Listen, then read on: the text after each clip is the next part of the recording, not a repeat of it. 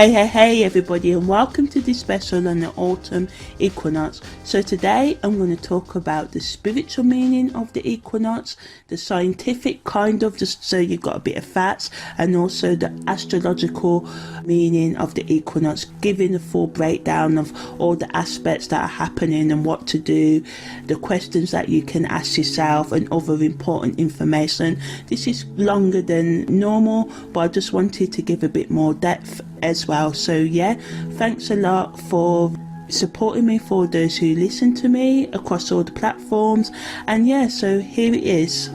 So at the time of the autumn equinox, the sun shines directly on the equator. The northern and southern hemispheres get the same amount of rays, basically meaning that the day and night are exactly the same length of time. Then as the days go on, the days get shorter and the nights get longer, and I'll talk a bit more about this later. So yeah, this year the autumn equinox takes place when the sun's in the 6th degree of Virgo. And remember, all my astrology analysis is based on constellational Vedic astrology, which is based on where the sun, moon, or any of the planets or asteroids such as Chiron are in the sky at any given time. Of course, in Western astrology the sun is in Libra, but this analysis is based on, as I said, Vedic astrology. So I'm going to talk more about the Sabian degree of the 6th degree. Doing that again. So yeah, I'm going to talk more about the 6th degree of Virgo later on in this audio. And now I'm just going to, do the geeky science bit. So if you want to listen to that and just more about the esoteric meaning and stuff like that as well. So on the path of awakening and in this journey of life, you are the beginning and the end of your own center. Turn within to find your inner wisdom, using the external as a reference point, yet do not let it, nor anyone but you, be your master. So the autumn equinox reminds us to go within, to see about the goals that you may have set at the new year or any other goals, check your progress on them, and to rethink, re-strategize and make a new plan regardless of what zodiac sign you are, what aspects you got in your chart. This is what the autumn equinox is all about, beginning and starting again. Firstly, I just want to mention that the equinox, with the day and night being exactly the same length, on the spiritual level, it means the masculine energy and the feminine energy, positive, negative energy are exactly the same on this day. So if you wanted to do a special meditation, whatever intentions you set today, remember your job is to, you could create a vision board, envision what you want to bring into life, and then working, taking daily steps to bring this into life. But the how, there's that how, these things that you may want, whether it be a new spiritual practice, a new business, a new house, a new way of living, funding for your venture, to finish a book, finish a block, whatever it is you want to manifest and bring into reality that's not yet. The how of it, leave that to the greater, higher power, whatever that is you're believing. Your job is to create, to produce, not focusing on, other people have written books and everybody's done this before. No one's done it like you. So on this day, the autumn equinox is all about transcending any limitations that you may have, any compulsions you may have about not being able to achieve what you want to achieve in life, and overcoming. Now, when I talk about the line of the equator, imagine, it is an imaginary line. It's all metaphysical, celestial, but astrologically, this is what it can do for you. It's about you refocusing on what's important to you in your life, ignoring the judgment of others, the expectations of others, and focusing on what it is you actually want to achieve. over the coming year. So for the next 12 months, what is it you want to do on the psychological, physical, emotional and spiritual level? This can involve healing trauma, changing into a new career, going back into, further education, taking a new university, or doing self-study courses, taking your spiritual practice more seriously, or starting a spiritual practice, or anything else you wish to focus on, such as, saving more money, getting yourself out of debt and stuff like that. Now, I don't want to give the illusion that things are going to change overnight. No. Setting the intention today in the autumn equinox, then working towards your goals, taking practical action day in, day out, giving you time for rest and relaxation and fun is the way you manifest anything. Nothing's going to magically appear out the sky, but if you set the intentions out, and how you do that is by practically working day in and day out to your goals. This is how we manifest. But the how, like what day, the time, who's going to give you the opportunity to manifest your goals, you leave that to a power higher than you. So what's so special about the autumn equinox and equinoxes in general? So typically the earth spins tilted on the axis as it orbits the sun, but at the time of the spring and autumn equinoxes, the earth is neither moving to or from the sun. So let's say that the earth is kind of like floating in the exact middle space between the sun and the earth. And it's special because everywhere on earth, the day and night is the exact length. Esoterically speaking, the masculine and feminine energies, which are the active and reactive vibrations of the sphere of the universe, are all in balance. The word equinox is derived from the Latin words for equal, aquus, and night, nox. Equinoxes happen twice a year, as I said, the spring and autumn, when the sun crisscrosses the celestial equator. And after the autumn equinox, the northern hemisphere of the earth begins to move away from the sun on the tilt, making the days shorter than the nights, until when the winter solstice happens on the 23rd. Until when the winter solstice happens, and this generally happens in the northern hemisphere on the 21st or the 22nd of December. Sometimes it happens on the 23rd of December, just the same as the autumn equinox sometimes happens on the 21st, 22nd or 23rd of September. Okay, Martin, so add that in so that only winter solstice is added one and you remove it from the old audio. I hope that makes sense. Also add this bit in. So yeah, at the time of the winter solstice, the days become longer again slowly, and then at the spring going into summer they become more longer, the days. But at the time of the autumn equinox, But at the time of the autumn equinox, as you know, the days become shorter and the nights become darker. So yeah. So now I'm going to talk about the practical, spiritual, esoteric and astrological meaning of the autumn equinox that happens this year on the 23rd of September, when the sun is in the 6th degree of Virgo, as I said earlier, and the Sabian symbol for this degree is a merry-go-round. So from a practical standpoint, as I said, the autumn equinox marks the transition from summer to autumn in the northern hemisphere and also in the southern hemisphere, but we experience it in the northern hemisphere. We experience the autumn equinox in September, and in the southern they experience it in March. So yeah, so the autumn equinox brings changes in weather patterns, and in the natural world leaves start to change colours, temperatures go cooler and days become shorter. This is a time for introspection, self-reflection, where you take time out to set old, psychological thought patterns, emotional patterns as well, and behaviour patterns that no longer align with your highest good. Also can end, sort of like toxic career paths or relationships as well.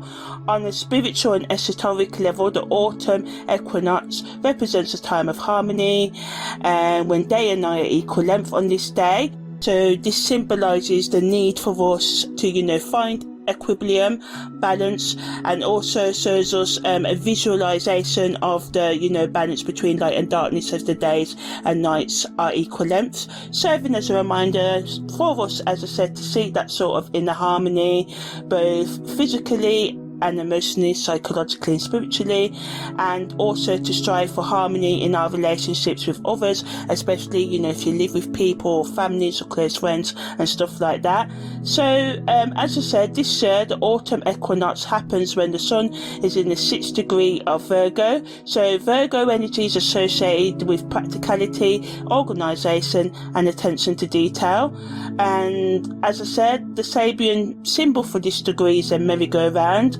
And merry-go-round suggests a sense of movement, constant change and cycles, reminding us that life is a continuous journey filled with twists and turns and switches of movements. And just like a merry-go-round ride at from fair or even a roller coaster, as well. But, normally a merry-go-round is a bit more, subtle and not as scary as roller coasters can be. So anyway, on a merry-go-round, we can experience ups and downs, highs and lows, and this imagery is a practical representation that, the only constant thing in life is change. It's the only inevitable thing, as well as, we are born and we will die, transition into our next life. So, it's a reminder to embrace, the things that we need to let go of and change in general. And instead of, viewing these as negative as we can as humans, see them as positive for transformation. So the sun's placement in Virgo at the time of their autumn equinox emphasizes the need for taking action, efficiency, and taking care of our overall well-being as well. It's a time to analyze our daily routines, make the necessary adjustments, and strive for balance in all aspects of our life, as we embrace the darkness within ourselves, not in a negative sense like, oh well, I'm just gonna go out there and do all the mad things that maybe you feel like doing sometimes, but it's an opportunity to just to love those things that you may hate or feel guilty about yourself. We can't change the past, and yes, we've all made mistakes and that, but the only thing we can do is take brave steps into creating a better future for ourselves, and we do this by healing our wounds and managing our personality and all the different expressions of it, safely releasing our darkness. So you may have pent up anger. You can release this in a safe way by doing weights, by taking up a martial art, obviously not to hurt your opponent and stuff like that, but just thinking of ways to channel your darkness in productive and beneficial ways for you. Just as the night sky allows us to see the sparkling stars, the darkness within us allows us to explore our hidden inner depths and uncover hidden treasures, such as traits and gifts that we never knew that we have. And it's through this exploration that we can find clarity, wisdom and a deeper understanding of ourselves. So during the autumn equinox and the coming year, it's crucial to create space for stillness and silence in your life. Just as the earth slows down, preparing for winter's hibernation, we too can benefit from slowing down and creating moments of reflection and stillness. This can be done through meditation, journaling, or simply taking some quiet walks in nature. And I'm going to talk a bit more about the rituals you can do during the autumn equinox in more depth later on. As the autumn equinox approaches, we are reminded to celebrate the beauty of change and the cycles of life. It's a time to honour the natural rhythms of the seasons and embrace the transformation that comes with it. The autumn equinox is like a gentle nudge. Sometimes it's hard for some of us, for us to pause, reflect and find harmony in our lives. This is not only a season for physical preparation, but it's also a time to nourish, your soul. It is a time of transition. You are called to embrace the beauty of spiritual knowledge and advancement, and open up to the beauty of your hidden layers, and to look after your spiritual and psychological health. So, like the vibrant leaves that adorn and beautify the trees, we too can let go of what weighs us down and find freedom in releasing our old patterns and beliefs, just as, you know, the trees shed their leaves, making room for new growth in the coming spring. And as we shed these layers, we can create space for new possibilities to take root within us, and then the seeds of these can sow up in our lives in external sort of experiences. The autumn equinox beckons us to explore the depths of our being and gain clarity and wisdom through self-reflection and embracing change. Like a seeker on a journey, you should delve deep into your own existence and discover the true essence of who you truly are. And during this season of reflection, you can find solace and happiness in the stillness and silence. In the midst of your busy life, it can be easy to get caught up in the chaos and the noise, but by intentionally cultivating moments of peace and quiet, you can create space for inner transformation to happen. Meditation becomes a refuge, a sacred practice that helps you find chaos amongst the turbulence of life. Closing your eyes and turning inward, you can connect with the rhythm of your breath, grounding yourself in the present moment. With each inhale and exhale, you can release tension and find a sense of calm. The autumn equinox, in summary, is a time to pause and reconnect with your inner self. In this season of transition, you can also draw inspiration from nature's resilience. Despite the impending winter, the trees stand tall and strong. Their roots are firmly planted in the earth. They teach us the power of staying rooted in our own truth and resilience, even in the face of adversity. And as we witness the changing seasons, we are reminded that life is a continuous cycle. Just as nature goes through cycles of growth and decay and rebirth, so do we. And all in all, the autumn equinox symbolizes the turning point between light and dark, urging us to embrace both aspects within ourselves. So now I'm going to talk about the aspects that are being made during the autumn equinox that happens this year on the 23rd of September 2023. Firstly, we have the Sun making a sesqui square to Jupiter, and this has a tight orb of 0.00 degrees. So although you know, it's tight, it creates tension between the Sun's energy and Jupiter's expansive nature. Although it can create some disruptions, especially with, you know, your ego expressing the Sun, or, you know, everything expanding, so you know, Jupiter can expand your ego and overindulgence in, you know, drugs, alcohol and stuff as well. It also brings opportunities for growth and learning, although, you know, it brings disruption and challenges to your life as well. The Sun is also making a quincunx to Saturn, and this is at a 1.55 orb applying. So although, you know, the Sun sesqui with Jupiter was separating, this is applying, so it has more influence. So again, you know, this aspect brings disruptions. It wants you to make adjustments and make compromises when need be, by you thinking about the pros and cons and also trying to meet needs of others, but make sure, you know, you also respect your own boundaries and don't over compromise too much. But, you know, it's better to bend a little, especially in intimate and close relationships, than to break completely.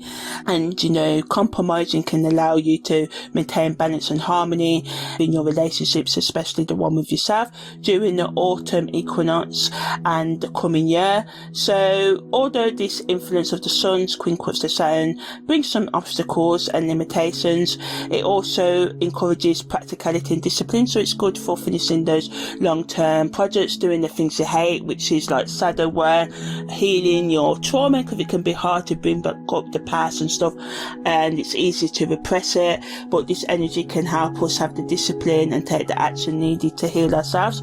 Also, the Sun is making an opposition to Neptune at 3.50 separating orb, so slightly lighter influence, but also amplifying the negatives of Jupiter's sesqui to the Sun, which are, you know, overindulgence in drugs, alcohol and intoxicating actions and behaviours and relationships. On the positives, the Sun's opposition to Neptune allows us to, you know, tap into our spiritual, mystical side and our imaginative creativity expression. And although it can create confusion and illusions, especially in our relationships and the way we see the world, it offers us a chance to gain deep psychological and spiritual and emotional insights into our problems, and also provides and supports opportunities for self-reflection and growth as well. So, you know, secrets may come out because it's 12th house energy. Our sort of more inner creative side is opposing our sun ego side, so you know it can be hard to not let the ego run away and suppress our needs to have a bit more self-care, nurturing, and to understand the spiritual side of life. But the sun's trine to Pluto represents regeneration and rebirth, so it empowers us and supports us to let go of old patterns and embrace new beginnings. So in summary, why these planetary aspects may introduce challenges and disruptions during the autumn equinox, they also offer opportunities for growth, learning, balance, practicality, and spiritual insights and transformation, which is always a good thing. So as I said, the sun is in the 6th degree of Virgo at the time of this equinox. So Sabian degrees in astrology are a set of symbolic interpretations that are assigned to each degree of the zodiac. So each sign has 30 degrees. So each sign has 30 degrees. So this means that each zodiac sign has 30 Sabian degrees. So the sun is in the 6th degree of Virgo. So in terms of the body, it controls the descending colon and is represented by the Sabian symbol of a merry-go-round. So positively, the sun in this degree brings a sense of joy and playfulness to our life.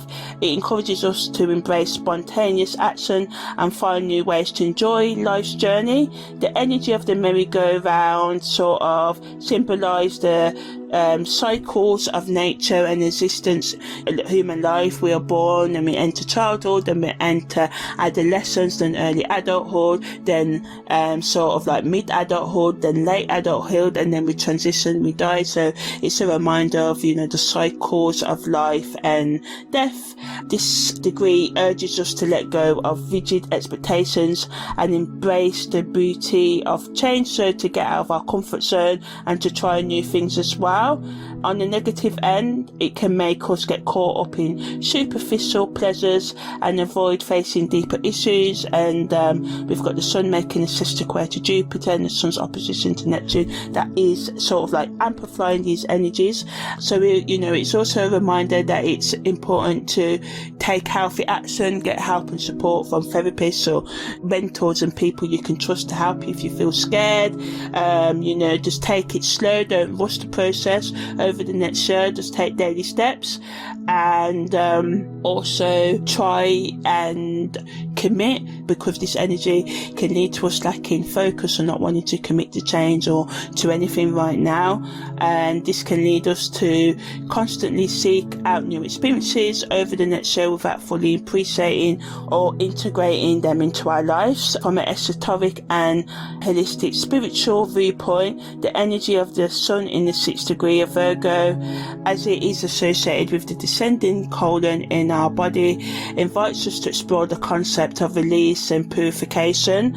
And as the sun shines in this degree, it illuminates our path towards liberation. So yeah, just as the descending colon eliminates waste from our body, this energy encourages us to let go of emotional, spiritual, psychological sort of baggage, anything that's holding us back, like outdated beliefs and any negative patterns that no longer serve us and keep us stuck in stagnation. By doing so, we create space for new experiences and growth. And because a merry-go-round in terms of Sabian degrees symbolizes the continuous cycle of life and transformation, as I said, it reminds us that change is inherent in our existence. We can't escape it.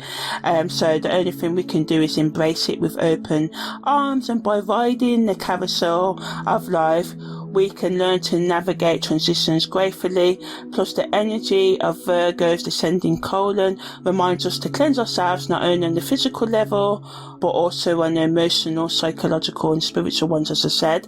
But we have to be mindful of the potential pitfalls that come with this energy. The law of superficial pleasures may tempt us to avoid facing deeper issues, which can just, create a vicious cycle of avoidance and distraction. So it's important to remember that true transformation requires us to confront and address the underlying causes of our challenges and, relationships, instead of seeking temporary gratification through excessive drug use, porn use, too much Netflix and chilling, hookups and all the rest of it. Nothing's wrong with these things, I'm not the karma police, everything in moderation, but it's best to use the energy of the sun in the 6th degree of Virgo to cultivate a deeper sense of self-awareness and understanding, respect, and open up to, delayed gratification that comes from taking daily steps of actually taking practical changes to change your life, rather than the temporary solution of escaping into drugs, alcohol and other intoxicating things as well. So by going into self-reflection, this allows you to identify the limiting beliefs and negative behaviour patterns that hold you back from reaching your full potential. And with this newfound awareness, you can actively work towards releasing, your emotional, psychological and spiritual baggage and outdated beliefs and toxic relationships. And as you let go of what no longer serves you, you can make room for new possibilities to enter your life. Like the sun shining on a clear path, you are guided towards authentic self-expression and freedom. And when you embrace change and transformation with open arms, knowing that it is an inherent part of your existence, great things can happen. It's important to stay mindful throughout this journey and remember that although superficial pleasures may tempt you to avoid facing deeper issues, that true transformation requires you to go beyond the surface and delve into the depths of your being.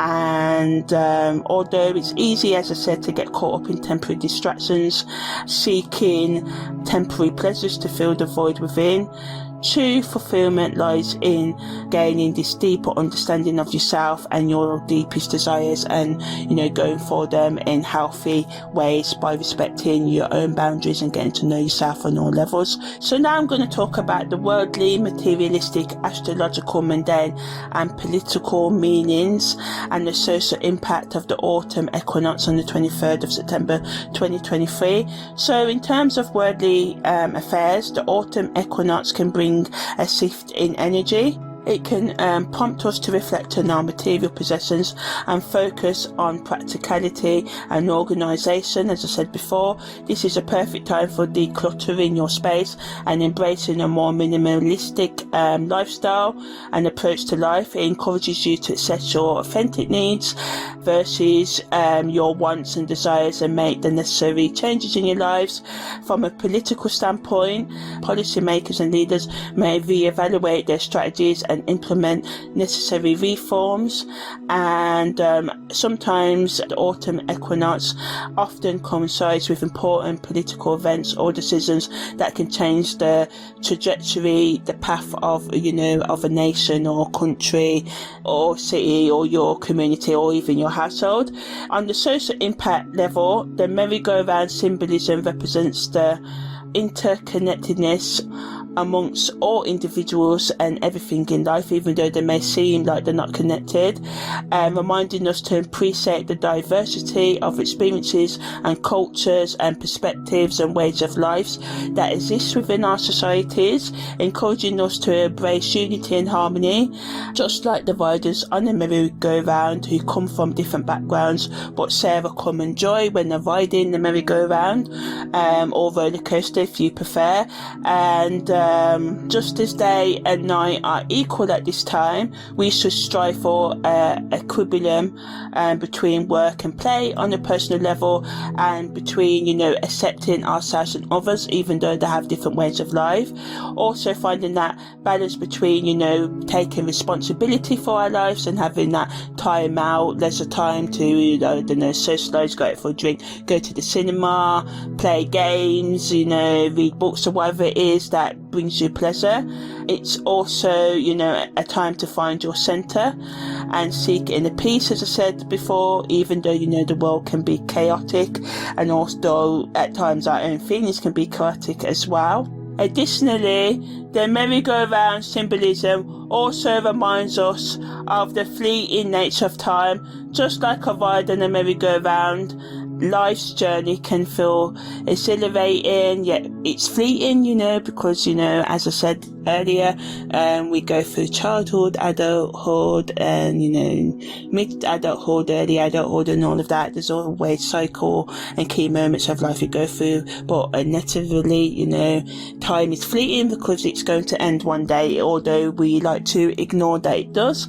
So the autumn equinox is a gentle nudge to savour each moment and make the most of our time on this spinning planet. As we witness the changing colour of leaves and feel the crispness in the air, nature reminds us of its ability to adapt gracefully. This season prompts us to embrace change with open arms, shedding old habits and embracing new possibilities.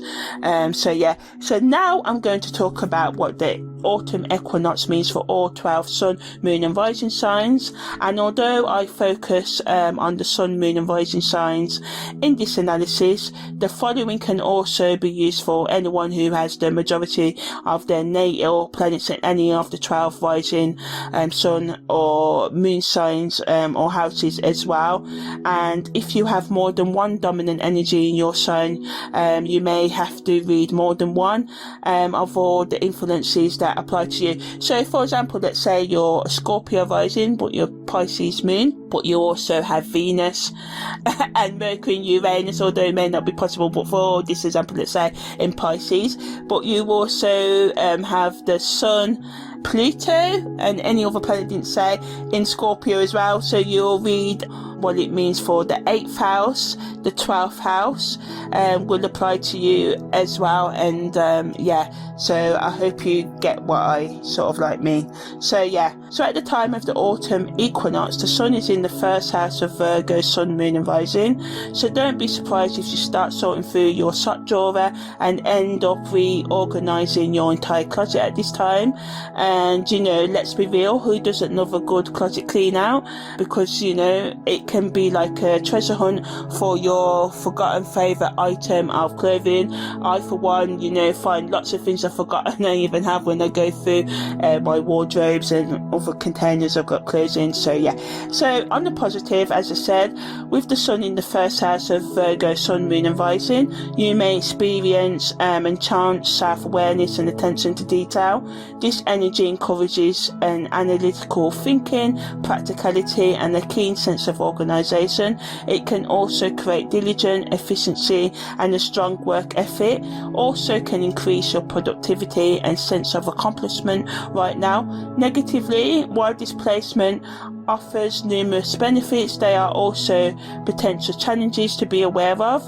Those with strong Virgo energy in the natal chart may sometimes become overly critical and can, you know, be perfectionists, and this can cause problems in their relationships and their life. And in general, they can have a harder time of letting go of mistakes, leading to feelings of inadequacy or anxiety because they place high expectations on themselves and others, and this can increase feelings of frustration and dissatisfaction in relationships. So it's a good idea for you over the coming year to find a balance between striving for excellence and accepting your own and other people's imperfections, because if you don't, your self-criticism and perfectionism may create pressure and challenges in the relationship you have with yourself or should be having with yourself and relationships with others, as you can expect them to, other people that is, to meet in possibly high standards. So it's helpful for you to practice self-compassion, remembering that everyone makes mistakes, and to find a balance between being analytical and any critical tendencies and your ability to show kindness and compassion. The best use of this energy is to use Virgo's analytical and practical sort of like vibration to improve yourself and contribute positively to the world through any personal projects or by giving to charity, doing more at work, or mentoring someone, or healing any problems in your relationship and stuff like that.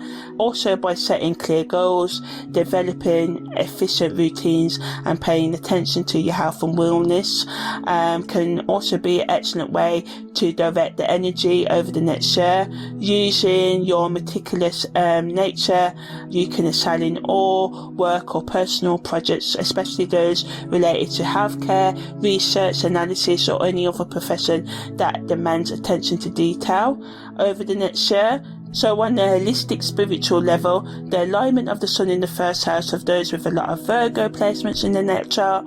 Spiritually, this is a time for you to focus on self-reflection and inner growth, how you project, because the first house is all about how other people perceive us, how we project ourselves onto the environment. So if you're not being your authentic self, it's time to examine your thoughts, beliefs and actions with a critical sort of eye, and to change anything that needs changing. Also, you're encouraged, especially if you're spiritually inclined, to embrace a more disciplined approach to how you go about incorporating spiritual practices into your day-to-day life, delving into the depths of your inner self to uncover, hidden truths that may be blocking you from connecting with your higher self and being who you fully are. So ultimately, on the spiritual level, it's a good idea for you to focus on a balanced integration of your mind, body and soul spirit. Strive for personal improvement and to improve your self-awareness. In terms of relationships, if you are single, this influence may see you seeking out partners that are more aligned with your authentic values and who can support your ambitions and support you on the mind, body and soul levels as well. You may become more choosy, more picky, more discerning about who you go into relationships with. This can be even friendships, could end some. You may also seek out practical, reliable people and who can offer you that stability that you may be craving right now. Also, with the sun in the first house, you can also pay attention to communication and pay more attention to detail, which can positively impact your relationships as well. And you may become more attentive to the needs and desires of your partners, wanting to create more harmony through clear and effective communication. The analytical thinking and practicality offered by Virgo's influence can be channeled towards understanding your strengths and weaknesses and identifying areas that you need to grow in. This process may involve setting clear goals and developing efficient routines that support spiritual development. Moreover, the diligent work ethic associated with this placement can be applied to your spiritual practices, whether it be, meditation, yoga, or any other form of self-care. By approaching these practices with dedication, you can deepen your connection with the divine and experience an increased sense of inner peace and clarity. Okay, so for those who have strong Leo energy or Leo Sun, Moon and Rising, the Sun is in your second house at the time of the autumn equinox. So on the bright side, pun intended, with the transiting Sun in Virgo gracing your second house, during the season of change, you can expect a boost in your financial ability. Because the clever little Sun in Virgo has a knack for attention to detail and practicality, there may be some solid opportunities for you to increase your bank balance, whether it's a pay rise, a new job offer, or an unexpected windfall, or you doing a side hustle, or just thinking of more ways to bring more money and abundance, physical abundance, that is into your life. Also, those with strong Leo energy in the natal charts can enhance their self-expression and creativity, allowing for you to shine and command attention as it increases your confidence and charisma, making you more influential in your plans. But on the downside, you can be, overly dramatic and self-centered and materialistic right now, so watch out for that. So, you may become too focused on getting more, accumulating more things, more. You could become greedy, and it's not greedy to want more financial stability, but only if you let it overrun your life and neglect other areas of your life as well, or try to take too much, or take what's not yours through stealing and other means like that. And it's important because you may, as I said, neglect other important aspects of your life, and this can cause imbalance, and imbalance is never good. So the best use of this energy is to use this vibration to increase creative thinking and be more productive, and take out more meaningful sort of like actions and communication, and just a bit of forethought before you say and do things over the coming year. That's what I'm trying to say.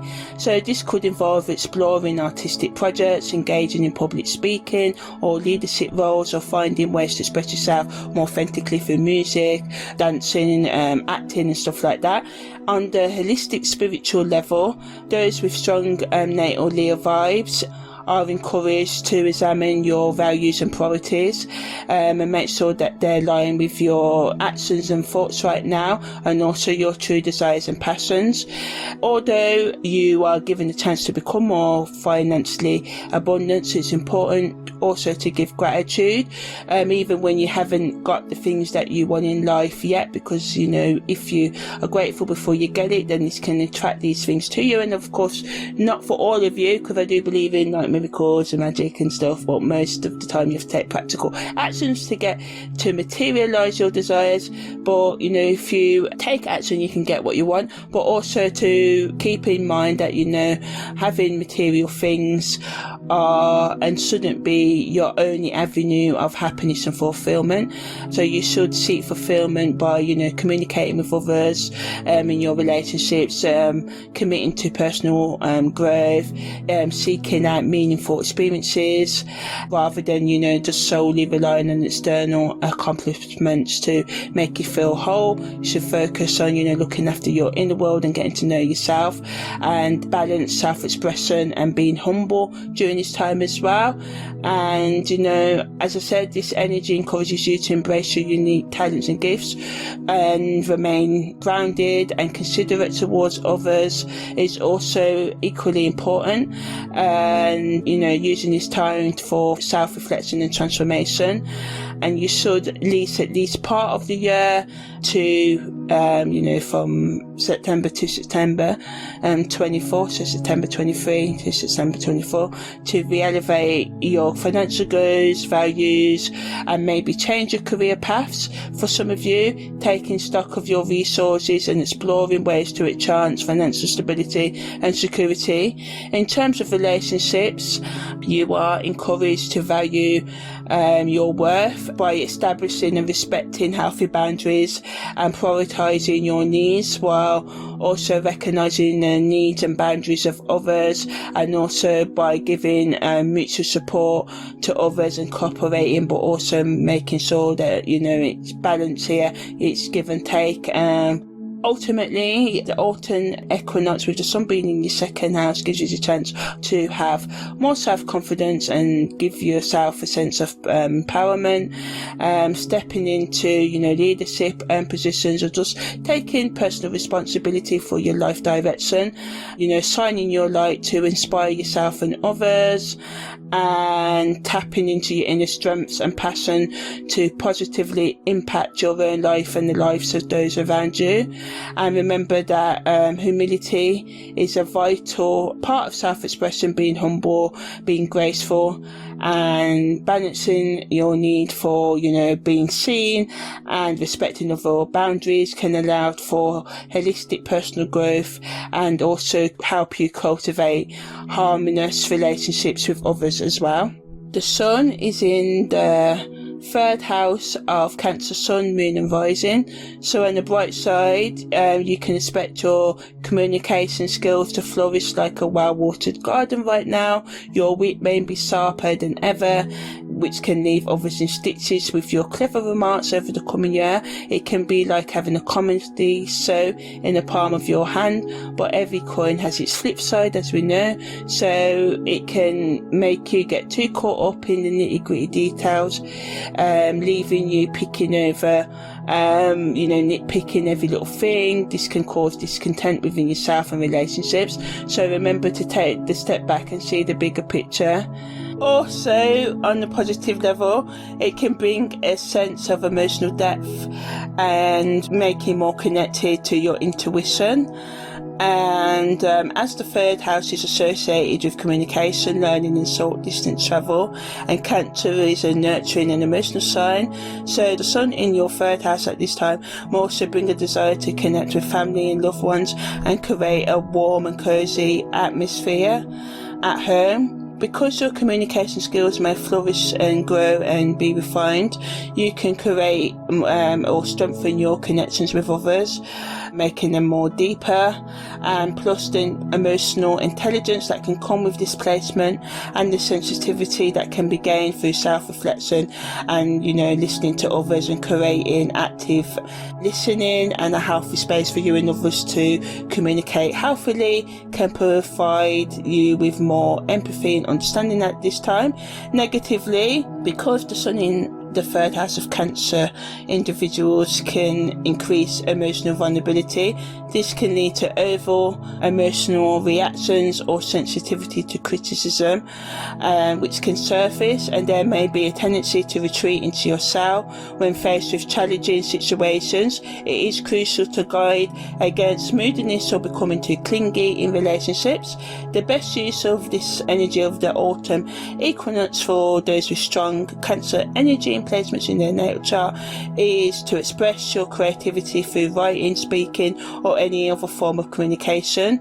It's also, as I said, a good time to engage in meaningful conversations and strengthen bonds with your loved ones or create new bonds with new people, taking up new courses or finishing courses, educational ones or spiritual ones or career ones, and also exploring different perspectives, ways of thinking can expand your mind. Also, on the spiritual level, you are encouraged to connect more deeply with your emotions and communicate more honestly from your heart, as this alignment reminds you to embrace your vulnerability and seek authentic connections with others, as well as finding a balance between your feminine and masculine energies, giving and receiving, and the importance of nurturing yourself and others. Those with strong Cancer energy in their natal chart ultimately are being urged to connect with their inner mother, their inner feminine, to listen to their intuition and to offer love and compassion to themselves and those around them. It's a time to embrace the power of vulnerability, heal emotional wounds and strengthen your emotional foundation. Although the autumn equinox represents a time of balance and introspection, which can make Cancer individuals feel more sentimental and introspective, yet with Virgo in the mix, you must guard against overthinking and dwelling too much on the past. In terms of relationships, you may find yourself seeking clarity and precision in your interactions with others, becoming more discerning about who you share your thoughts and feelings with, and choosing to prioritize quality over quantity. Regarding your social circle, because the sun in your third house at the time of the autumn equinox can enhance your ability to express yourself precisely and articulate your ideas effectively, which can help you have those difficult conversations you may have been putting off. You are also encouraged to pay closer attention to the small details within your relationships, becoming more observant of your own and your partner's needs and anyone's who you're in close friendship with, and family members and stuff, within reasons and needs and desires, so you can meet them or understand them more. By finding efficient ways to communicate or organise said activities that promote intellectual growth, you can come to, greater understanding. So in summary, the coming year for those with strong Cancer vibes in their natal chart is a time to reflect on your emotional needs and nurture yourselves, while also reaching out to support those around you in healthy ways, embracing and trusting your intuition, removing all psychological, emotional and spiritual barriers you have to understanding, learning and trusting your intuition. And the number one is fear-based energy can make you misunderstand or interrupt your intuition and stuff, so facing your fears can help you trust and understand your intuition more. And by embracing emotional vulnerability and open communication, you can experience personal growth and a deeper sense of spiritual connection during this season of transition and beyond. Okay, so for those of you with Gemini Sun, Moon and Rising, or a lot of Gemini energy in your natal charts, or with a lot of Gemini energy in your natal charts, this energy is beneficial for you if you want to improve your home, work on household projects, and you may have a desire to make your living space more efficient and organised. The Sun's transit through Virgo can also encourage you to focus on self-improvement and looking after your emotional, psychological and spiritual health, as well as your physical well-being. You may find yourself more motivated to exercise, eat healthy and care for yourself during this time, having more of a connection to your external home or inner home, your inner self. So, using your imagination, wanting to do more self-care and to be nurtured and to nurture others as well.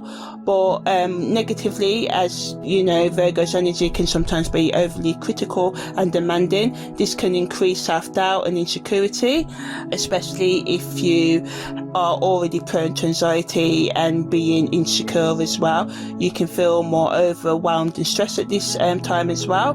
The fourth house can also bring any emotional or psychological issues related to your family and home, so family conflicts in your relationships, conflicts within yourself to the forefront, and you can welcome this with open arms, or you can run away from this as well, but try and embrace it over the next year. Taking steps to work for any unresolved traumas that you may have will be the best use of this energy for you as well. And addressing any underlying emotional concerns and traumas and communicating more effectively with family members and those close to you at this time, especially about any conflicts you have been putting off as well. Committed relationships may experience an increased communication, and people may seek more intellectual and emotional connection at this time, where you're wanting to develop more growth and understanding. And hookup relationships may benefit from increased mental stimulation, but could lack emotional depth at this time. But many of you will in general feel the need for a deeper connection on the feeling level in both hookup and committed relationships at this time. So focusing too much on your intellectual pursuits activities can lead to neglecting your emotional needs in committed or casual relationships, and that's normally what Gemini energy can do. Those with strong Gemini energy can do neglect the feelings. So this energy for some of you can make you feel a bit kind of scared, especially if you normally ignore the sensitive sides of life as well. But whatever happens, I was just trying to get you to feel more deeper, and some of you may end relationships that lack depth and understanding right now as well. So in terms of career development, you can be inspired to take new approaches to your work, be more innovative, have fresh ideas, also network more and collaborate with others more and expand your professional connections in other ways. It's essential to balance any talk with action right now, because it can be a lot of talk but less action, and finding that vital balance between idea generation and idea implementation, which is taking action.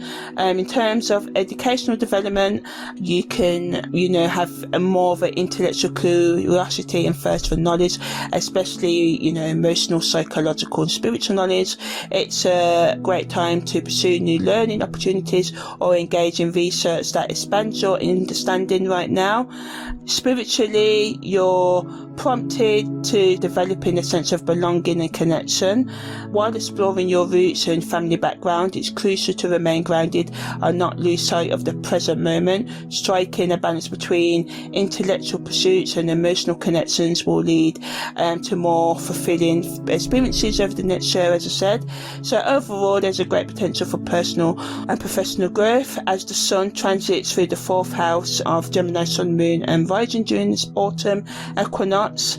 The transiting Sun in Virgo in your fourth house can be a time of practicality and self-improvement, but it's also essential to maintain a sense of balance and take care of emotional well-being, as well as expand your network and collaborate with others and create more meaningful connections.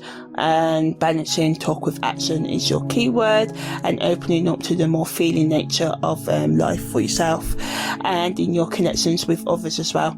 So the sun is in the 5th house of Taurus Sun, Moon and Rising at the time of the autumn equinox, so this can inspire you to prioritize your physical and mental well-being and take more practical and efficient approach to your creativity and leisure social activities as well, because Virgo is an earth sign and known for its practicality, attention to detail and focus on health and wellness. So you may express yourself more creatively and have fun in a more organized and structured way right now. Negatively, you can be too self-critical, be self-doubtful and want to be, a perfectionist right now, and just have a critical perspective on your own creative plans and never activities or other people's socialization needs and stuff like that as well. You may also neglect your health and wellness, or the Virgo Sun may put the spotlight on the ways that you have neglecting looking after your health and well-being in general, and instead of beating yourself up with your slack from time to time, anything that's brought to your attention, especially about how you manage or mismanage your health, wants you to just basically address these issues more practically and look after your health more efficiently. In terms of committed relationships, this can bring a strong focus and stability and loyalty right now as well, so you may evaluate your romantic connections and partnerships with a more of a critical eye, and the importance of building solid foundation and investing time and effort in nurturing long-term partnerships may come to the forefront of your mind right now. So the positivity of this energy lies in the fact that it allows you to create more of a sense of security and trust within relationships, but on the negative end you may become more possessive or stubborn, which can stunt relationship growth and flexibility within relationships. On the other hand, hookup culture may experience a slight shift during this time, because the sun's energy in the 5th house of those with strong Taurus energy in their natal chart encourage you to be more grounding and sensual, leading people to seek more meaningful connections even in casual encounters right now, and this could potentially lead to some people leaving or creating more commitment in their casual connections as they seek to build more fulfilling experiences. And because of this desire to examine the practicality and efficiency of these relationships to make sure that they align with your long-term goals and values, you may let go of some relationships as well. So in terms of career aspirations, the sun transiting in the 5th house of Taurus highlights your creativity and self-expression. As I said, it's a good time to become more artistic, start or finish creative projects and explore new ideas, and to start off new business ventures or commit more to your current business sort of like projects as well. And in terms of spiritual growth, you may want to find a sense of inner peace and harmony, so you are encouraged to connect more with your higher self. It's a time for introspection and self-reflection and exploring your spiritual path, and committing to it or starting it, and just healing any psychological and emotional blocks that you have, or anything else that stops you from tapping into the higher meaning of life. And you're more likely to take a more practical approach, because Virgo and Taurus are both earth energy, so this brings you double grounding at this time in all that you do. In terms of your educational development, you are asked to take a more practical approach to learning and acquiring, gaining all forms of knowledge, and you may take a more systematic and structured approach to your studies, and doing this can ensure steady progress and long-term success. In terms of your health and well-being, it's best use this energy to build more physical strength and stability, energy. It's an ideal energy to help you establish healthy routines and habits, such as, doing more regular exercise and eating more nutritiously, taking more care of your body and finding pleasure in simple grounding activities. Over the coming year, those with strong Taurus energy in their natal chart should focus on finding themselves and refining their inner values, developing more authentic and stable connections in their personal and professional relationships, and taking the time to invest and improve your relationships, especially the one you should be having with yourself, exploring your creativity, researching and aligning more with your innate spirituality, prioritizing your physical well-being. Ultimately, during this time and over the next year, it's crucial for those with strong Taurus energy to focus on using their practical skills to bring their creative ideas to life.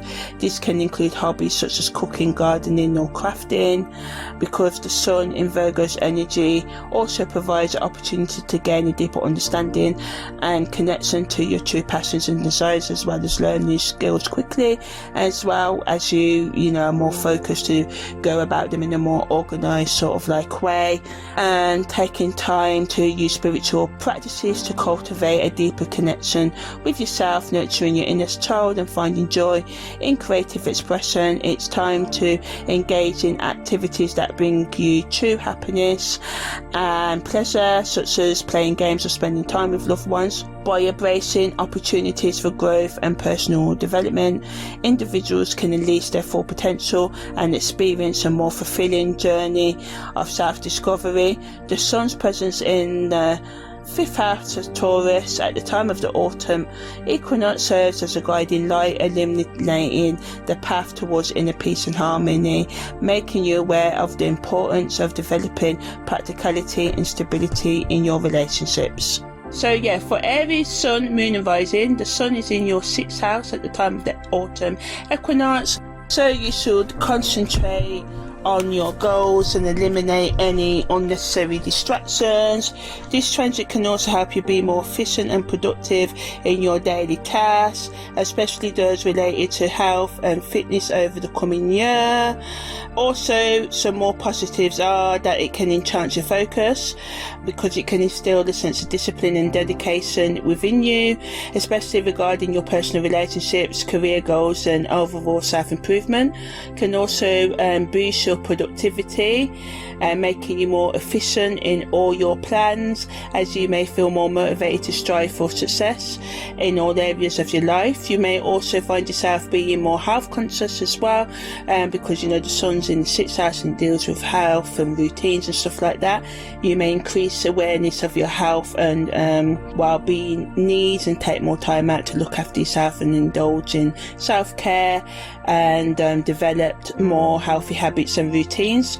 On the negative end, you can become overly perfectionistic, and this can create stress and pressure on yourself and relationships, and especially on your personal development. So just take some time to chill out.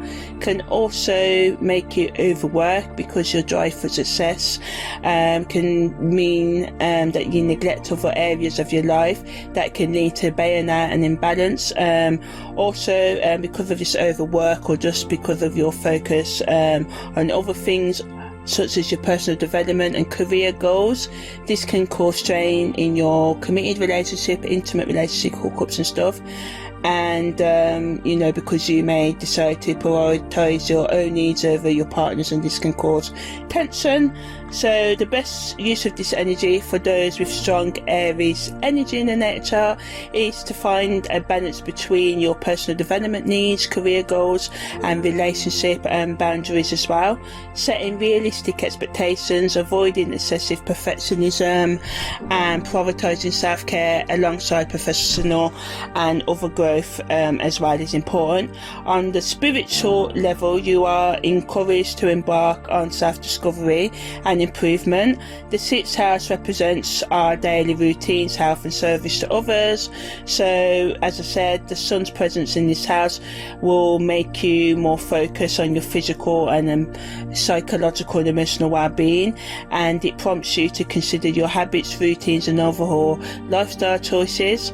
From a spiritual standpoint, this this alignment invites you to view perfectionism, overworking and relationship challenges as opportunities for growth and transformation, encouraging you to dive sort of like deep into the root cause of these patterns and explore the underlying beliefs and fears that drive them. By embracing a holistic approach, you can begin to understand where your perfectionism may stem from.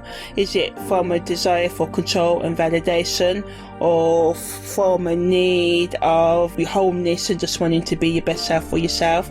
So, you know, right now on the spiritual level, you need to learn, if you do this, to release the need for external validation and instead focus on self-acceptance and love and internal validation, because this shift in perspective can allow you to develop more healthier relationships with yourself and others.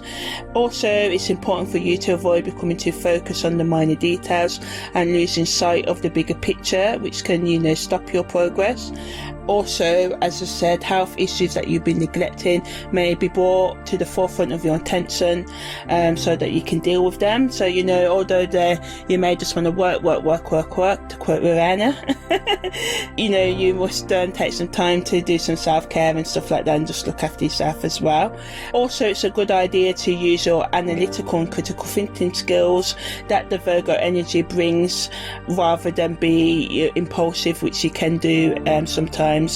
And also, you know, I said not to be, you know, impulsive and reckless, which is true, but also, you know, be spontaneous as well. So balance, you know, the analytical and the critical thinking with spontaneousness, to avoid becoming too rigid and constrained during this time. If you just purely tap into the Virgo energy, that can lead to overworking.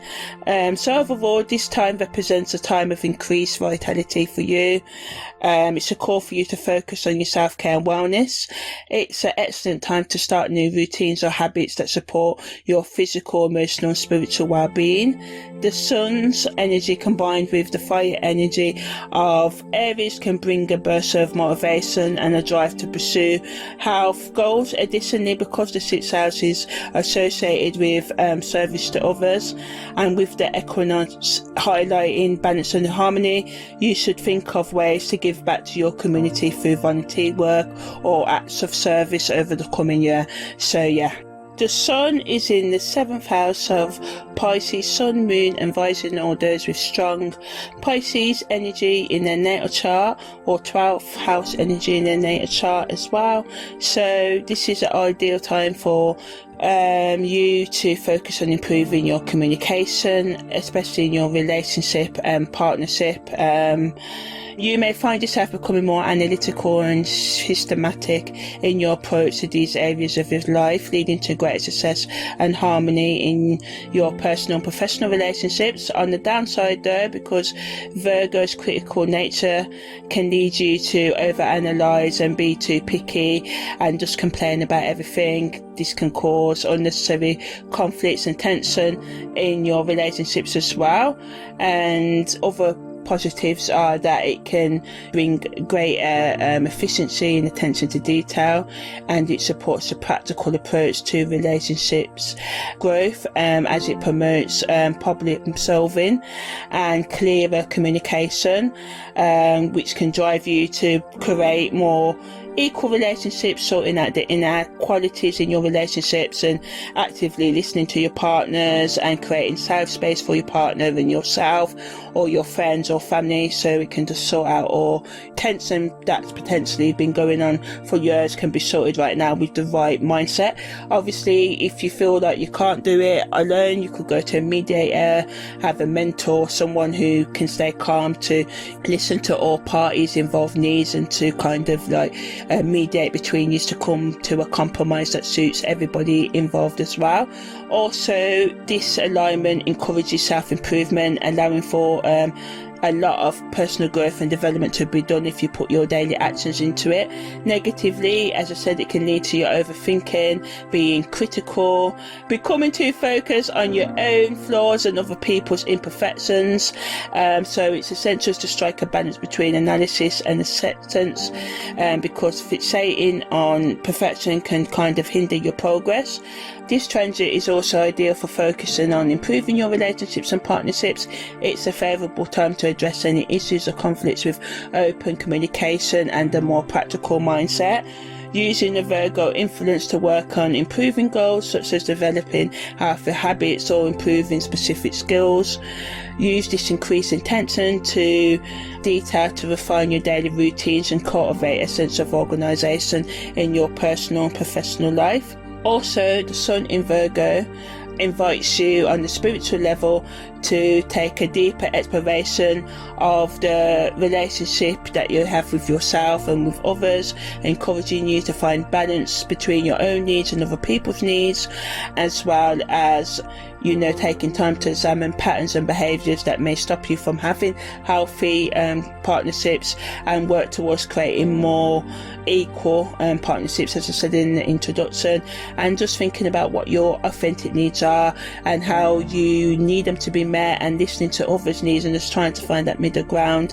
And it's best to see this as an opportunity for growth and transformation through the lens of relationships. So a lot of your growth over the next year can come from improving your relationship with yourself and others as well, and looking at your partnerships through the lens of, are they in alignment with your spiritual path, your authentic needs and purpose as well.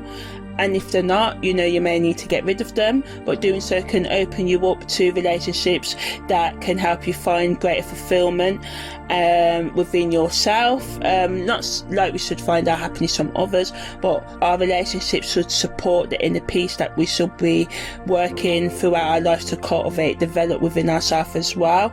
And keeping in mind that by engaging in self-reflection and making necessary changes, that you can bring more authenticity and happiness and groundedness into your life, and also create genuine sort of connections rather than fake ones. Also watch out for red flags over the coming year as well. But all in all, this Equinox energy gives you the opportunity to create meaningful relationships in all areas of your life, especially the ones that you should be having with yourself.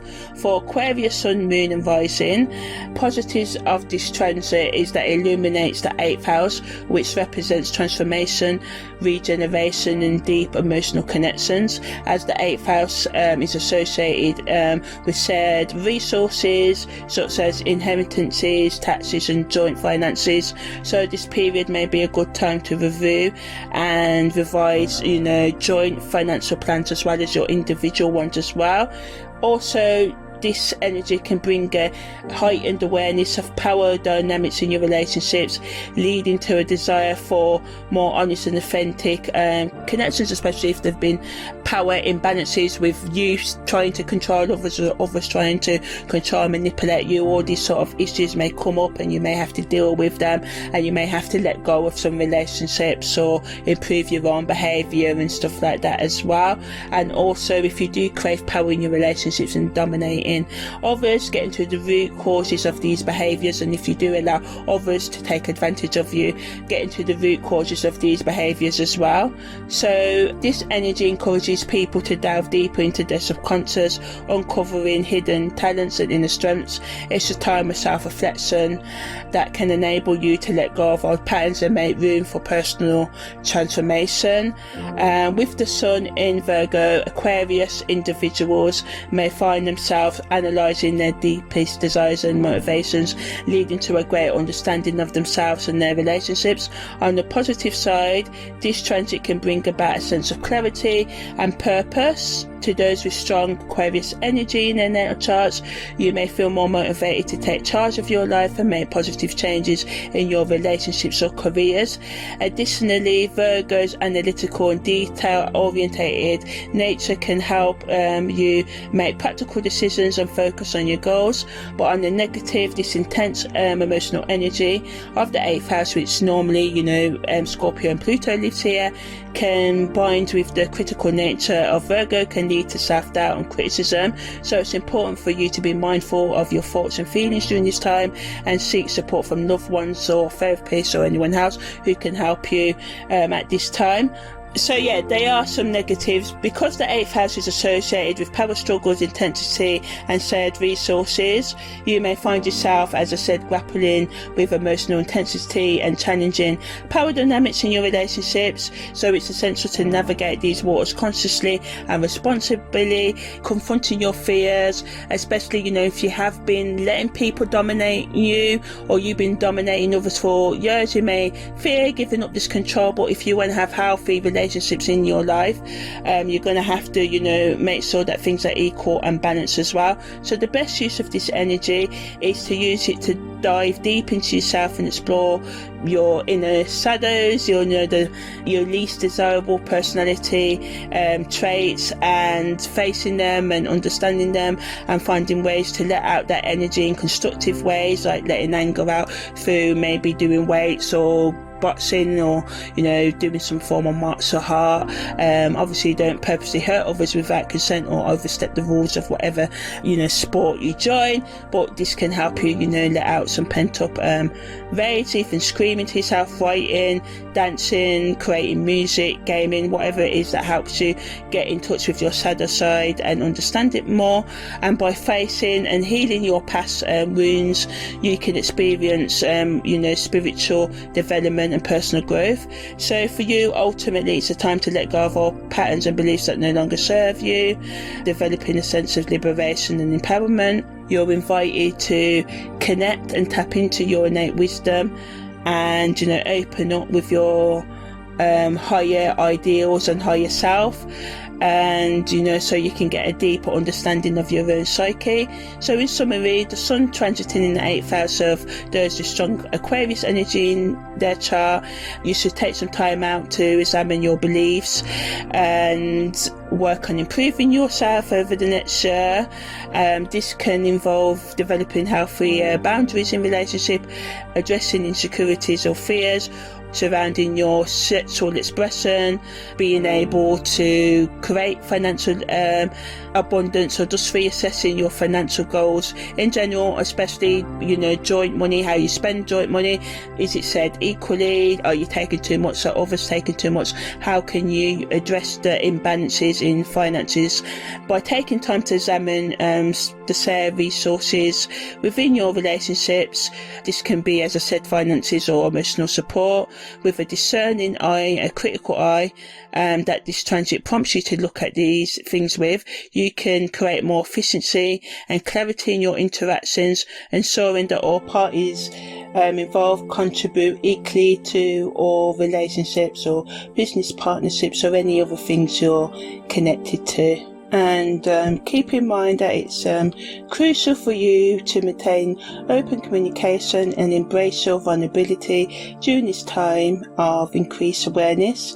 By embracing the transformative energy of this alignment, you can align yourself with your soul purpose and embark on a journey of self-discovery and self-realization, and bring more equality into your day-to-day life. The Sun is going to be in the 9th house of Capricorn Sun, Moon and Rising, or those with a lot of Capricorn energy in their natal chart. This energy allows for you to focus on becoming more practical, paying more attention to detail, which can be beneficial for you because natal Capricorns are known for their hard-working and determined nature, so this can amplify the energy for you.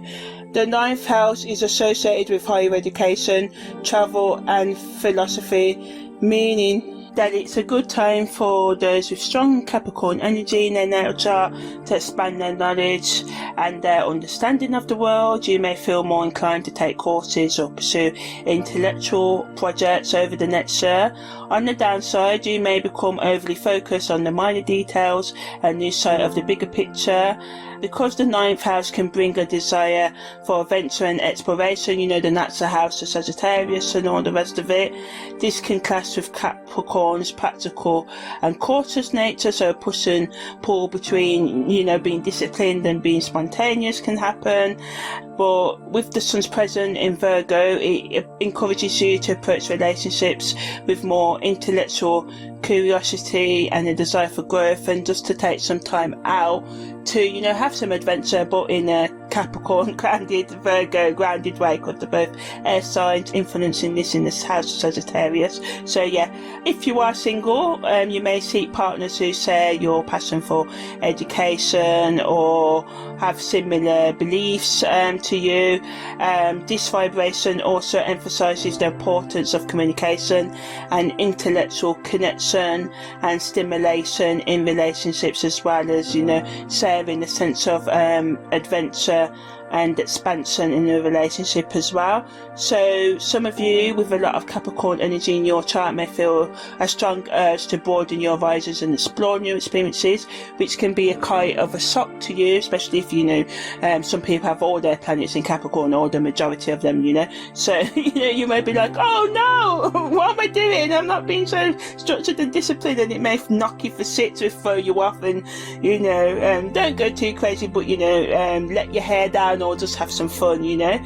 Some of you may feel restless, as I said, and seek out new adventures or travel to farthest places. This can be both exciting and challenging for your relationships, because your partners or the people in your life, friendships, whatever, may not have the same desire to explore as you at the moment. But you know, you got to do your things, find a balance, you know. Explain to your partner you just need some time out or whatever it is, you know. Just communicate your needs instead of being, you know, non-talkative, because Capricorns can sometimes be a bit emotional, cold, and kind of want things their own way and stuff like that as well. So just watch out for that.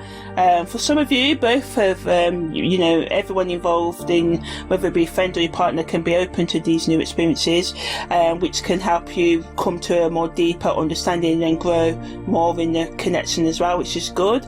So because Virgo energy also focuses on organisation and being efficient and paying attention to detail, and Capricorn focuses on, you know, being more analytical and critical, and then the Sagittarius energy, you know, pulls you in another direction. This can create tension within yourself and your relationship. So as I said earlier, watch out for this, because people can become more demanding and expect people to adhere to their standards, and it's important for you to balance this need and this analytical sort of side of your nature with empathy and understanding, using this time to improve communication and deepen your emotional connections. All in all, it's necessary for Capricorns to find a balance between their desire for knowledge and their need to for stability during this transit. All in all, the pros are, it gives you the need to be more analytical and be more practical as well, taking, you know, action to expand your knowledge and skills. It allows for intellectual growth, whether it be in sort of like logical subjects like law, or, you know, spiritual religious studies, and you know, by taking the new knowledge you can gain valuable insights and even solutions to ongoing problems as well. It also helps you cultivate more discipline in your day-to-day life as well. This can help you stay focused and committed to your goals. On the negative, you can overanalyze, so it's important for you to strike a balance between paying attention to detail and trusting your own intuition as well, and also expressing your more emotional side and being open to adventure. Also avoid you know, being too rigid in your beliefs or sticking too closely to established ways of doing things. Get out of your comfort zone, try and be open-minded and flexible, allowing yourself the room for growth and new perspectives. The best use of this energy is to dive into subjects that interest you, so this could be enrolling in a course of workshop for some of you as well.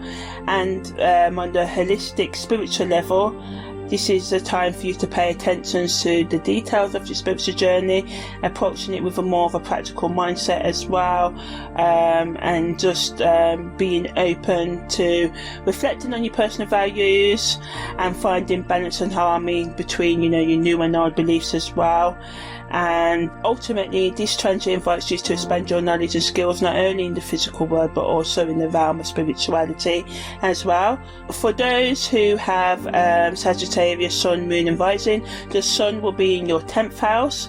So again, this allows for you to reevaluate your approach to work and career and make the necessary changes that you need to make, allowing you to be more disciplined and pay attention to the smaller details as well. Also, you may become more focused on health and wellness and sort of like bringing in more healthy habits into your life and self-care as well.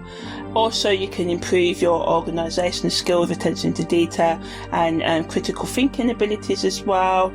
You may become more efficient in your career and how you deal with the public in general at this time. So good for all leadership, taking up leadership roles or continuing leadership roles, or just putting yourself out there as well.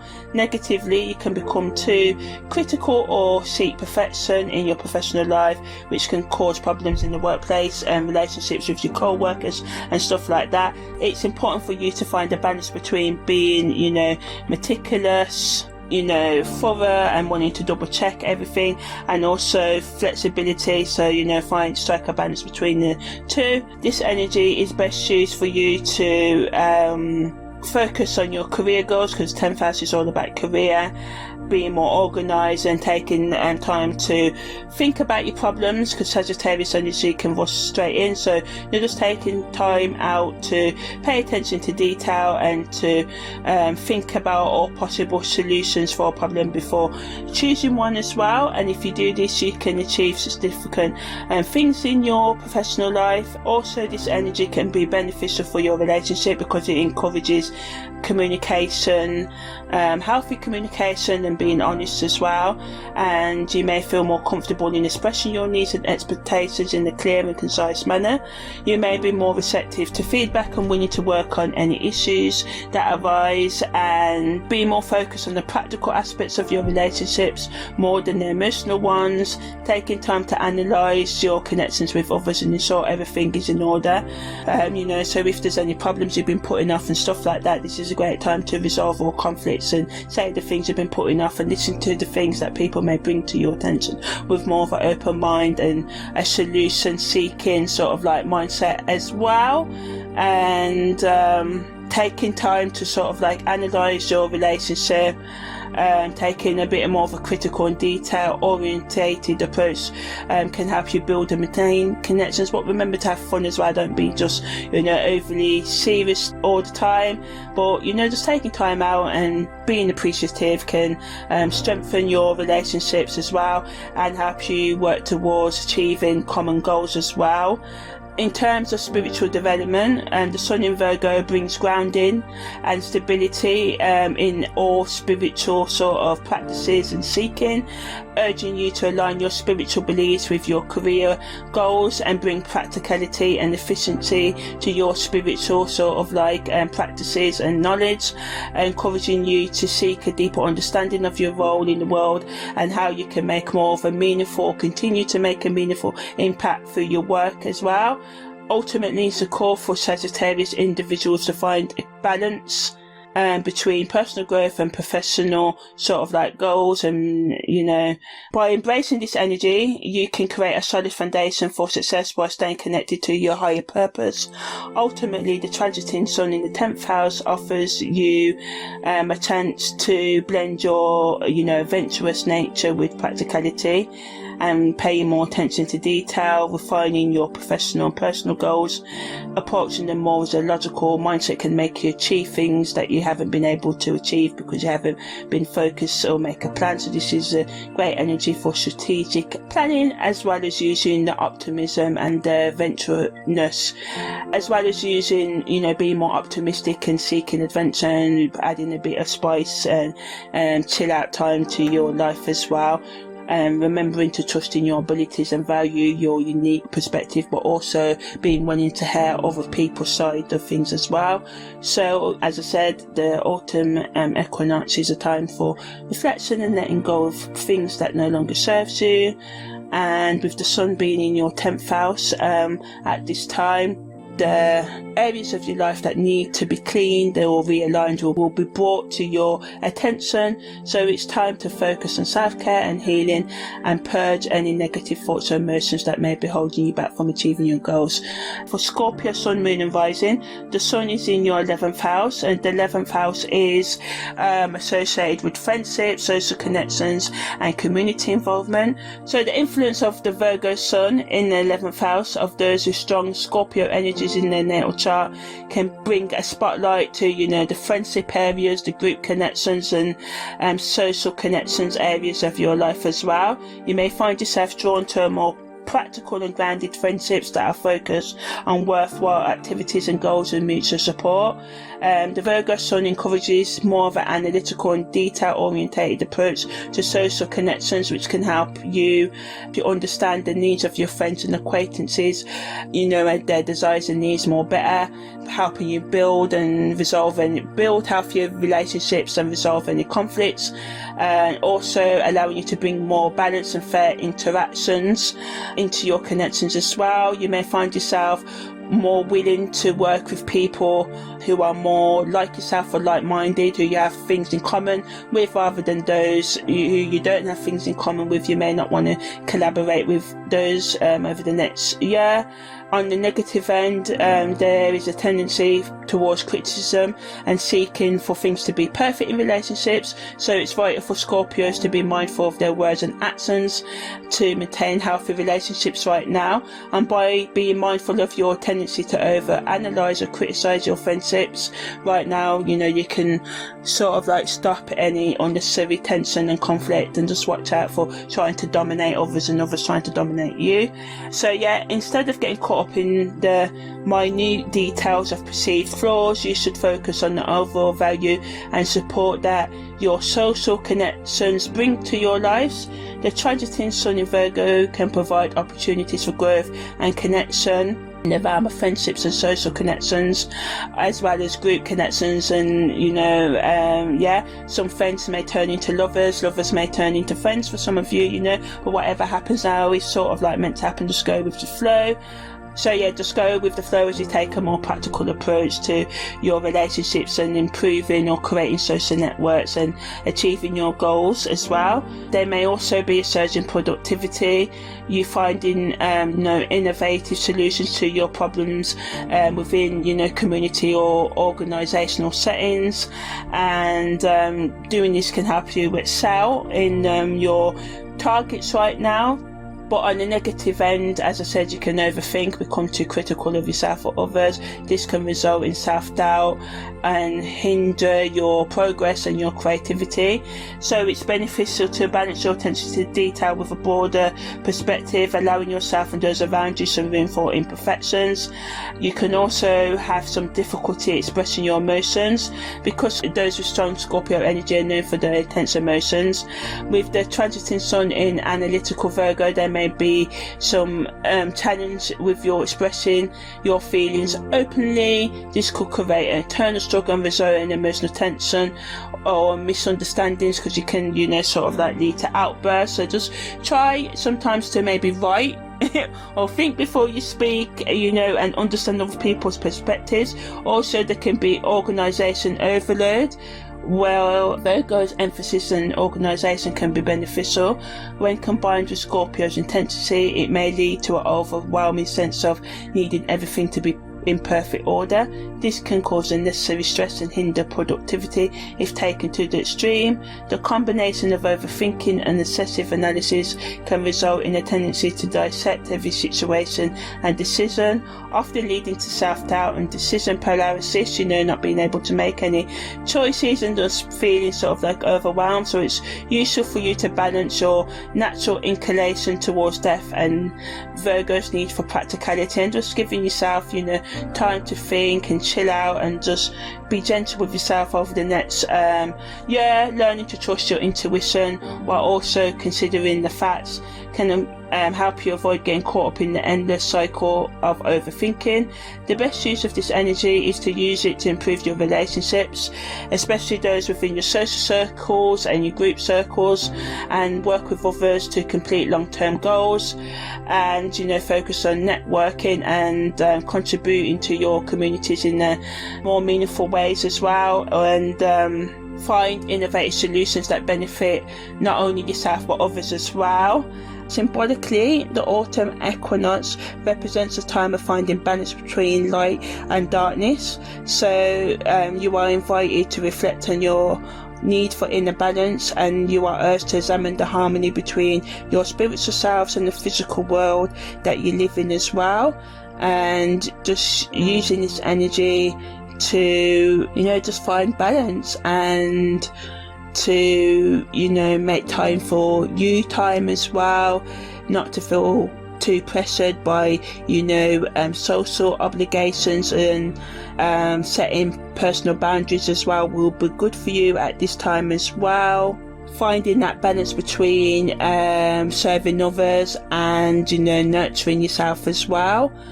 Recognizing your limitations and not feeling obligated to engage in social activities all the time, especially if it drains your energy. Taking some time out for solitude and self-reflection can help you prevent burnout and allow you to recharge. So overall, for those with strong natal Scorpio energy, over the coming year, it'd be good for you to focus on self-reflection, goal setting and service to humanity. And by developing the practical and analytical energies of Virgo and the community orientated energies of the 11th house, you can achieve great personal growth and contribute positively to the society you live in over the next coming year. So at the time of the autumn equinox, for Libra Sun, Moon and Rising, or those with strong Libra energies in the chart, the Sun will be in your 12th house. So positively, this can help you focus on your spiritual and emotional growth.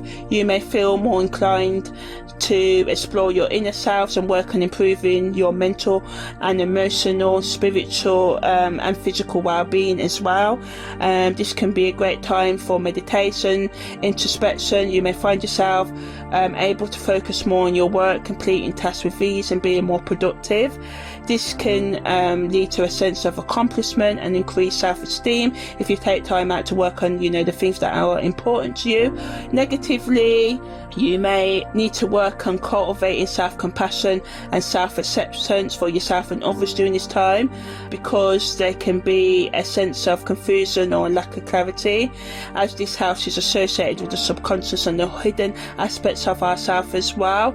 And this can lead to feelings of uncertainty or even anxiety, particularly if you're not in touch with your deeper emotions.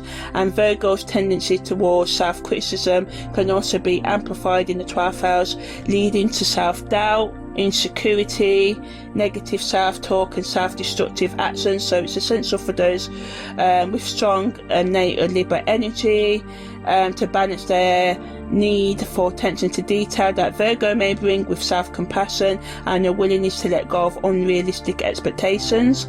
Additionally, the 12th house is associated with endings and closure, so this may be a time to release any negative patterns or beliefs that are holding you back and make space for new growth. The transiting Sun in Virgo can also bring focus, analytical energy to individuals who have strong Libra energy in their natal chart, so this is good to do projects that you've been putting off or to keep you more grounded in your ideas, because sometimes Libra energy can be indecisive, so this can make you more focused even though it's in the 12th house. If you allow yourself to embrace the kind of lucidity and the imaginative realms in a practical grounded way, you can really make great progress in bringing creativity into all areas of your life, especially your own emotional and psychological and spiritual healing as well.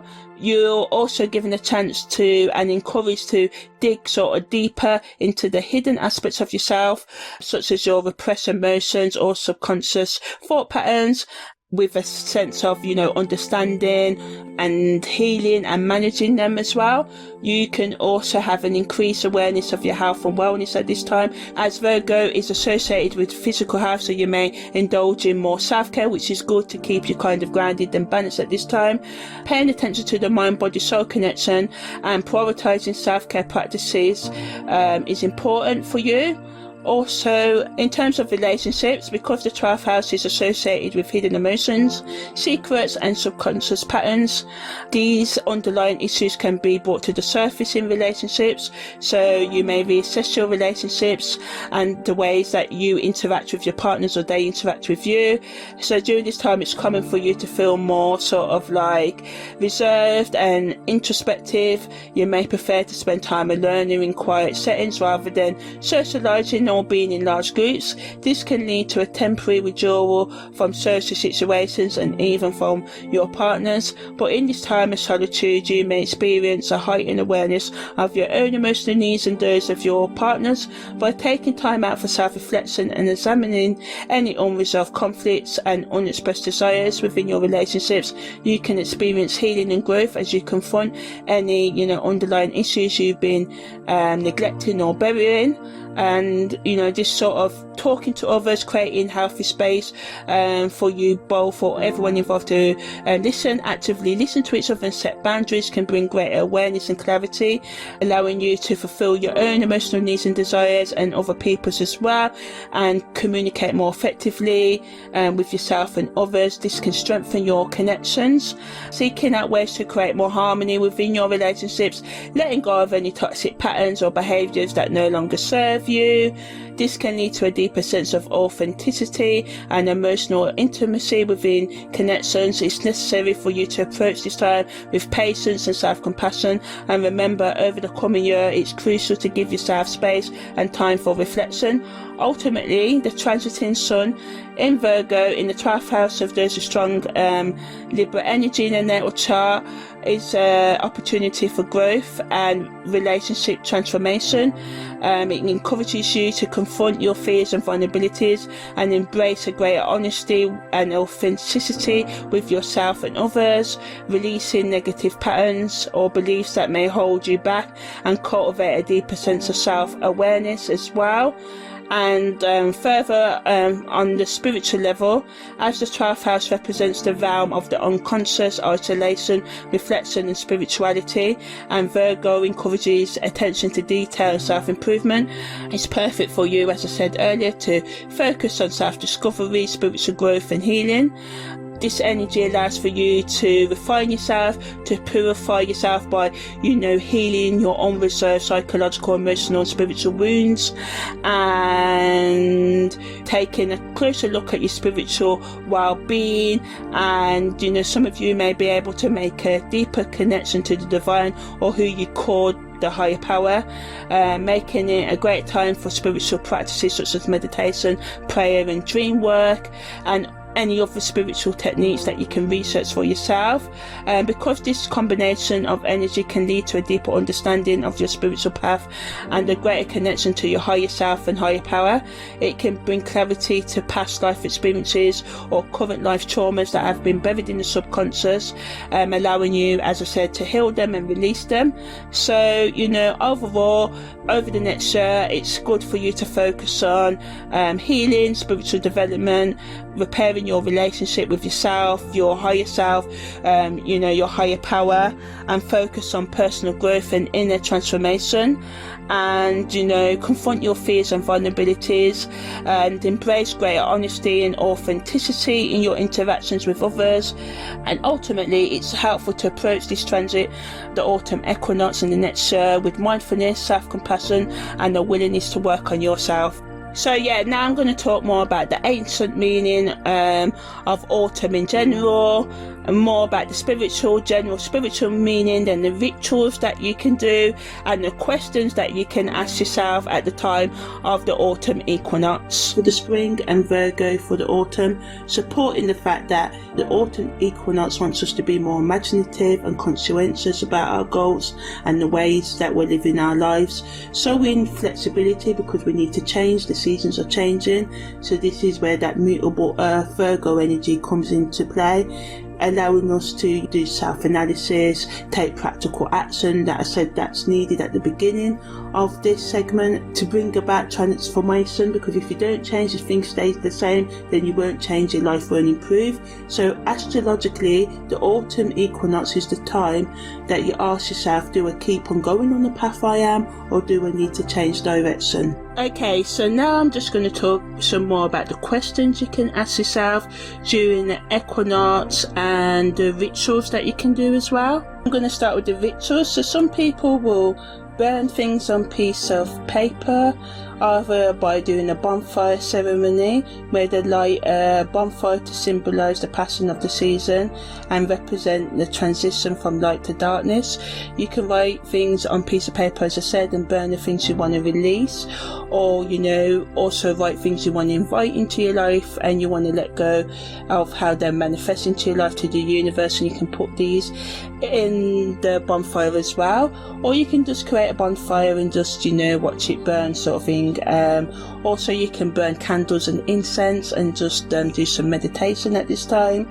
Some people do a harvest festival where they gather and celebrate the bounty of the harvest season with a feast, decorating with 4 colours, so oranges and browns and greens, and expressing maybe reds as well, and expressing gratitude for the earth's abundance. Some people do apple peeling and peeling the apple and leisurely eating it while reflecting on the past season, like the spring and the summer, and setting intentions for the autumn and the winter. Some people set up a beautiful display of autumn fruits and vegetables, arranging them in a sort of a canopia shape to symbolise abundance and prosperity. You can go on a nature walk by taking a stroll around your neighbourhood or through woods, or maybe a nearby park, immersing yourself in the vibrant colours and crisp air of the autumn. You can do a gratitude sort of circle where you can sit in a circle with your loved ones, each taking turns sharing something they are grateful for what happened to them over the past year. Some people make crafts out of leaves by collecting colourful leaves that are fallen and using them to create unique crafts such as leaf rubbings or wreaths, putting them in a journal or any other form of art to celebrate the beauty of nature. As I said, some people may do an autumn equinox meditation.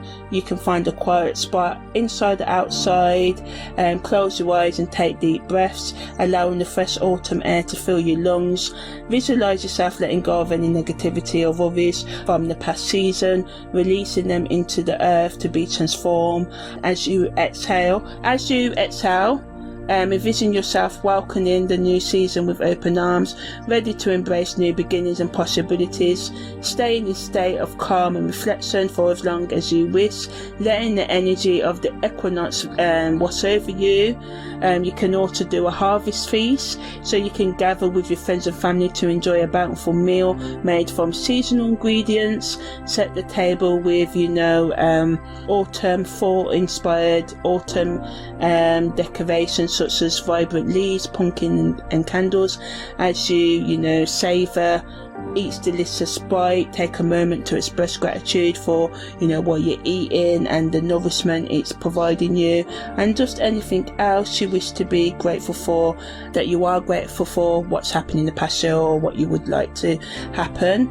And just allow yourself to be fully in the moment, and whatever you choose to do, whether you meditate, journal, listen to music, do primal screaming, hug some trees, walk barefoot, have a nice bath. These are just some of the ways that you can, as well as the ones I've already mentioned. Celebrate the autumn equinox. Just take some time to reflect on all that you've experienced and accomplished in the previous months. Think about the challenges you have overcome over the previous year or in your life in general, and the growth you have achieved. Acknowledge the moments of joy, the lessons learned and the relationships that have deepened, and also welcome healing and growth and prosperity into your life as well. So now I'm going to talk about some questions you can ask yourself during this time. So You can ask yourself things like, what can I do to reach my goals? Am I living to my authentic standards or others' expectations? Am I staying in an intimate relationship to get away from facing myself? Am I spending too much time on distracting behaviours? Do I really like my career? How can I overcome my adversities? Do I take responsibility for my life? What are my real dreams and ambitions? How can I make the time to work towards my authentic goals? Am I connected to my inner child? What is my inner child? How can I heal my inner child wounds? How do I escape reality, and how can I stop that? How can I be brave enough to face my emotional, spiritual, psychological sort of like wounds and any other traumas that I've repressed that I need to confront? How can I take steps to be more present? What are my relationship goals? What are my financial goals? How can I save more money, time, energy and other resources? What toxic habits do I need to let go of? Or what do I need to do more of? So what positive habits do I need to do more of to feel more secure? What are my expectations for life and how can I reach them? How can I become more secure within myself? How can I have more respect, love and understanding, awareness, forgiveness and compassion for myself and others? In addition to the rituals I already talked about, you can make a detailed list of what you are thankful for and do something charitable for those who are close to you, or give to a charity and volunteer in a homeless shelter and things like that. Share your food with others, cleanse your external and internal home, set a new routine for your day-to-day life over the next 12 months. Express yourself creatively by singing, drawing, dancing, playing an instrument. Make a list of the things you want to achieve in your life. Over the next 12 months, try to pick out 2 to 5 things from that list that you want to make a priority. This number of things you want to achieve will change for everyone, but I suggest no more than 5 things. And spend some time in nature, as I said. And some of you may decide to start a new spiritual regime such as Tai Chi, breathwork, yoga or any other discipline you are drawn to.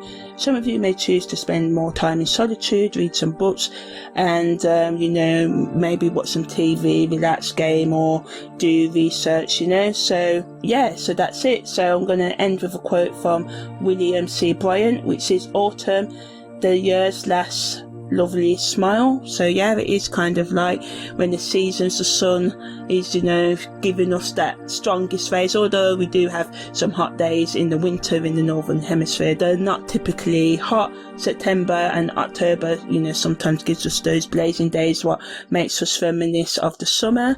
So that was this special on the autumn equinox. Take care. If you like this content, subscribe to it, share it, and thanks for listening. Take care.